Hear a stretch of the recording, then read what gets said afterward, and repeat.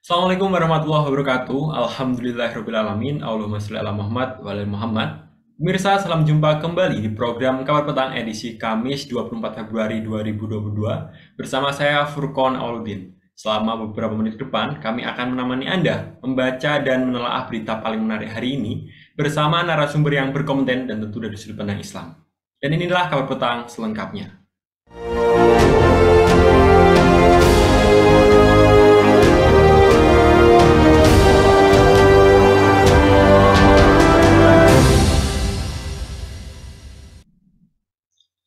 Warga yang ingin membuat surat izin mengemudi atau SIM, STNK, melaksanakan ibadah haji atau umroh, bahkan jual beli tanah, harus memiliki kartu BPJS Kesehatan sebagai salah satu syarat.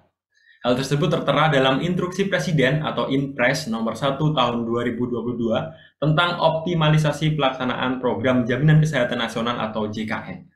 Presiden melalui instruksi yang dikeluarkan pada 6 Januari 2022 meminta Kepala Kepolisian Negara Republik Indonesia menyempurnakan regulasi untuk pemohonan SIM, surat tanda nomor kendaraan atau STNK, dan surat keterangan catatan kepolisian atau SKCK menyertakan syarat kartu BPJS Kesehatan. Presiden juga menginstruksikan Menteri Agama untuk menjadikan BPJS Kesehatan sebagai syarat bagi calon jamaah umroh dan haji. Apakah peraturan ini menguntungkan rakyat dan apakah peraturan tersebut bukti ruwetnya pengelolaan kesehatan?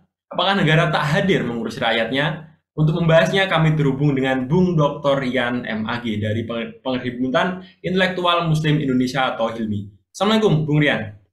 Waalaikumsalam warahmatullahi wabarakatuh. Bung Rian, bagaimana kabarnya? Alhamdulillah, baik Kang Furqon. Alhamdulillah. Bung, Presiden Joko Widodo Ya, baru saja mengeluarkan instruksi Presiden nomor 1 tahun 2022 mengenai tentang optimalisasi pelaksanaan Jaminan Kesehatan Nasional atau JKN. Pada balai tersebut, Jokowi memberikan instruksi kepada 30 kementerian atau lembaga supaya mengambil langkah-langkah sebagai tugas, fungsi, dan kewenangan masing-masing untuk melaksanakan optimalisasi program Jaminan Kesehatan Nasional. Apakah peraturan ini menguntungkan rakyat, Bung? Dan bagaimana catatan Anda? ya, terima kasih. Bismillahirrahmanirrahim. Assalamualaikum warahmatullahi wabarakatuh. Jadi kalau saya melihat dari apa yang tadi sudah disampaikan, ada setidaknya dua catatan ya. Menurut saya, yang pertama itu secara kritis sebenarnya rezim ini itu telah banyak ya. Saya menggunakan istilah telah banyak ya melakukan kebijakan-kebijakan yang sebenarnya sangat-sangat tidak konsisten.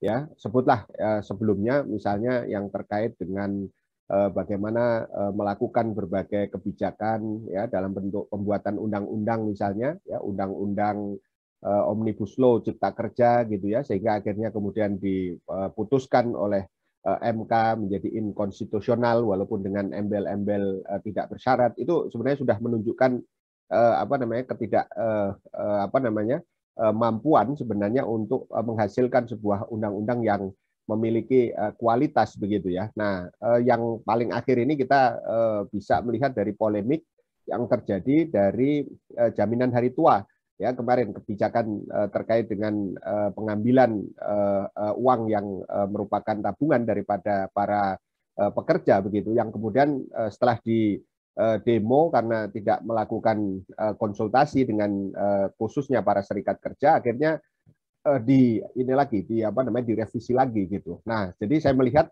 apa yang terjadi dengan kasus jaminan kesehatan ini yang faktanya itu sebenarnya adalah swastanisasi gitu ya praktika kesehatan melalui apa yang disebut dengan asuransi kesehatan ya siapa yang iurannya lebih besar ya maka dia akan mendapatkan apa fasilitas yang lebih baik padahal bisa jadi penyakitnya sama. Ini poin pertamanya di situ. Jadi ketidakkonsistenan. Kemudian yang kedua adalah kalau tadi ditanyakan apakah peraturan ini menguntungkan masyarakat, saya kira tentu sangat jauh panggang dari api.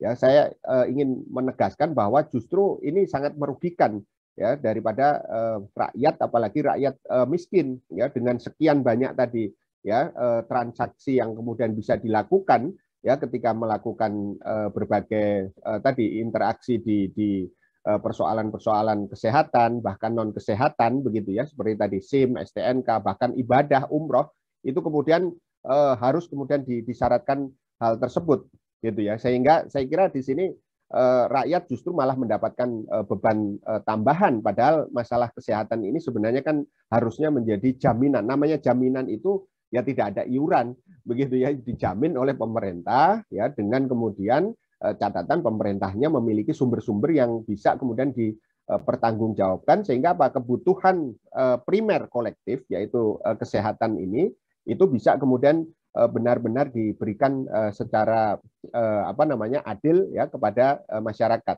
Saya kira itu apa namanya, Kang Furkon. Ya, Bung Rian. Dari penjelasan jenengan, apakah BPJS kehilangan jati dirinya, Bung, sebagai lembaga penjamin layanan sosial khususnya kesehatan, Bung? Ya, kalau menurut saya jelas ya, karena yang seharusnya menjamin kesehatan, tapi karena diformat ya dalam modus ya kepentingan kapitalistik begitu ya, akhirnya kemudian BPJS ini menurut saya kehilangan esensi dan jati dirinya sebagai pelayanan kesehatan yang sejati, justru ya berpotensi untuk kemudian tadi melakukan tadi apa namanya istilahnya pemalakan terhadap masyarakat begitu ya, yang pada gilirannya justru nanti akan merugikan masyarakat. Jadi saya kira kata jaminan sosial itu mesti kemudian menjadi esensi daripada eksistensi daripada BPJS itu sendiri, yaitu apa?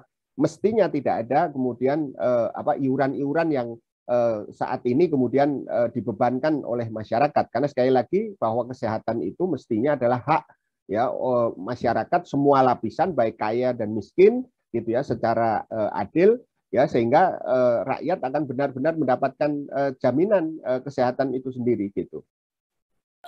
Ya, Bung Rian, menurut jenengan apakah kehadiran BPJS juga akan menjadi tameng untuk menutupi kelemahan pemerintah, Bung, dalam menyediakan layanan kesehatan yang prima kepada rakyatnya? Ya, begini, saya melihat pemerintah sebenarnya sudah kehilangan kemampuan ya di dalam menyediakan pelayanan kesehatan yang berkualitas ya di tengah-tengah masyarakat. Padahal sebenarnya pemerintah sendiri itu memiliki sumber-sumber pendapatan di APBN yang sebenarnya itu sangat mencukupi.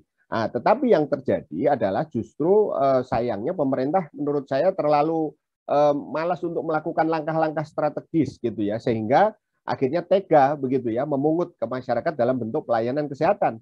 Padahal salah satu saja contoh ya, kalau pemerintah berani melakukan terobosan, yaitu bagaimana agar pengelolaan kepemilikan umum ya yang dimiliki oleh masyarakat sebenarnya seperti pertambangan misalnya itu dikembalikan kepada rakyat begitu ya, hasilnya begitu ya, bukan diberikan kepada swasta apalagi swasta asing. Itu sebenarnya banyak pihak sudah menyarankan itu akan bisa memberikan cukup ya pemasukan untuk menjamin tadi keberadaan kesehatan ya dengan fasilitasnya yang berkualitas di tengah-tengah masyarakat tanpa harus kemudian memungut lagi dari masyarakat begitu.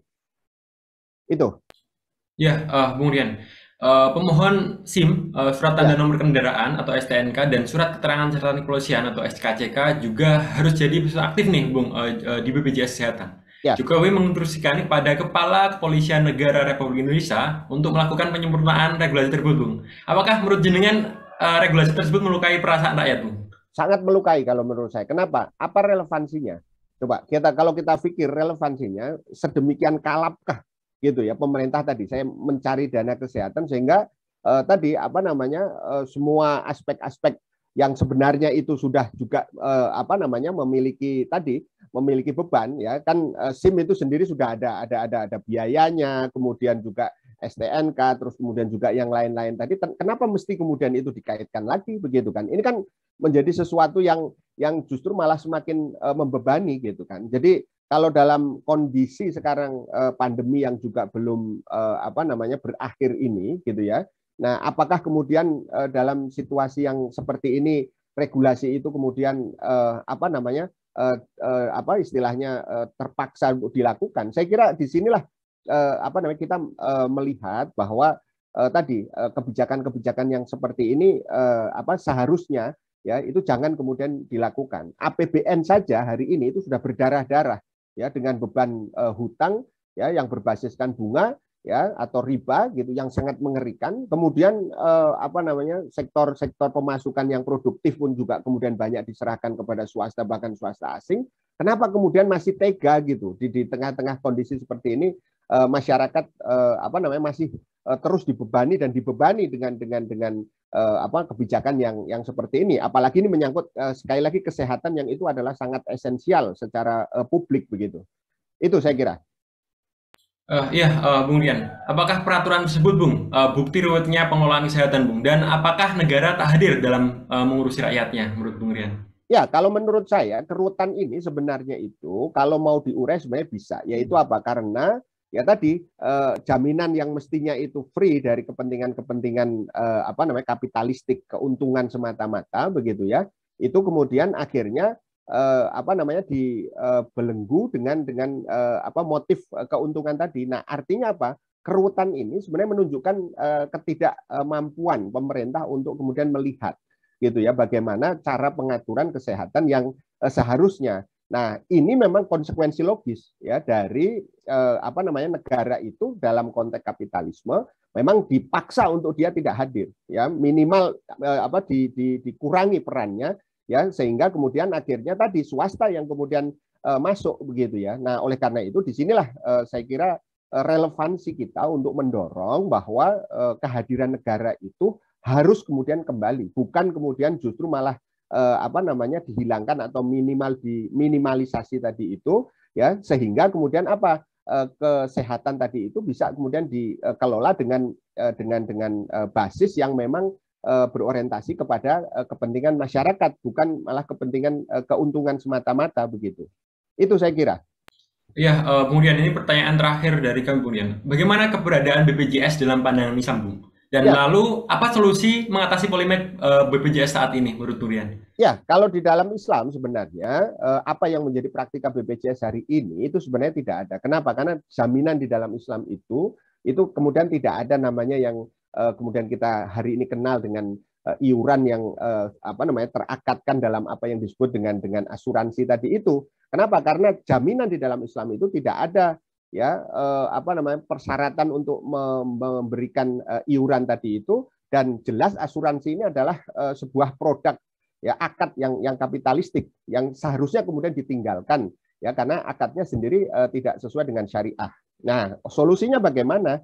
Ya, kalau kemudian tadi saya sudah katakan bahwa akar masalahnya itu karena belenggu ya sistem kapitalisme ya terhadap sistem kesehatan kita, maka ya sistem ini harus kemudian dihilangkan ya, sistem kapitalisme ya terutama dalam bidang kesehatan ini harus kemudian dihilangkan, dan gantinya tentu saja Islam. Bagaimana Islam mengatur ya dan menempatkan kesehatan ya itu dengan jaminan sepenuhnya ya dari negara ya, free gitu ya, minimal kemudian terjangkau oleh masyarakat sedemikian rupa gitu, tanpa ada embel-embel tadi ya, melakukan pungutan-pungutan begitu ya, yang itu kenapa? Karena kekuatan daripada APBN ya syariah yang diterapkan di dalam Islam itu adalah apa? Memastikan bahwa pemasukan tadi itu ya itu adalah mencukupi ya. Saya sudah katakan tadi bahwa kalau kemudian kita mau sebenarnya maka harus dilakukan langkah terobosan agar apa yang sekarang terjadi yaitu kepemilikan umum ya itu kemudian justru malah diserahkan kepada swasta, apalagi swasta asing begitu ya, itu harusnya kemudian dilakukan perombakan sehingga yang terjadi nanti sumber pemasukan tersebut akan bisa digunakan atau didistribusikan sebesar-besarnya bagi sistem kesehatan di dalam Islam itu sendiri. Saya kira poin utamanya di situ, Kang Furqon. Ya, terima kasih banyak Bung Dr. Rian M. Maggi atas waktu dan penjelasannya. Semoga jenengan selalu diberikan kesehatan dan kemudahan oleh Allah, Bung. Ya, terima kasih. Dan semoga kita bertemu lagi nanti di lain kesempatan di forum yang penuh barokah lainnya. Ya, insya Allah. Pemirsa Kabar Petang selengkapnya, semoga Anda dapat mendapatkan banyak manfaat dari acara kami. Sampai bertemu lagi di channel yang sama setiap hari pukul 16.30 WIB. Akhirnya saya Furqon Auluddin bersama kru yang bertugas lainnya undur diri. Wassalamualaikum warahmatullahi wabarakatuh. Waalaikumsalam.